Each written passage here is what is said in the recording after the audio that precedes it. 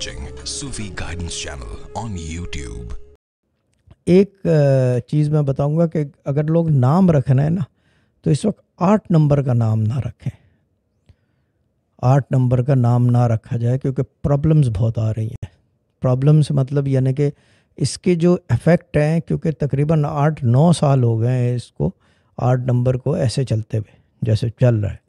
And the problem یہ اس کے اگر یہ 2-4-5 سال اگر اس نے 12 سال کی مدت پوری کر دی، 13 سال 14 سال 15 سال، تو اس کا مطلب اس کا بھی افیکٹ جو ہے یعنی کہ کتاب عدد پہ لکھنی پڑے گی تو 5 7 اور 8 والا ایڈ کرنا پڑے گا کہ 8 جو ہے از ناٹ گڈ. کیونکہ چیز یہ کہ علم جو ہے وہ ایوالو ہو رہا ہے.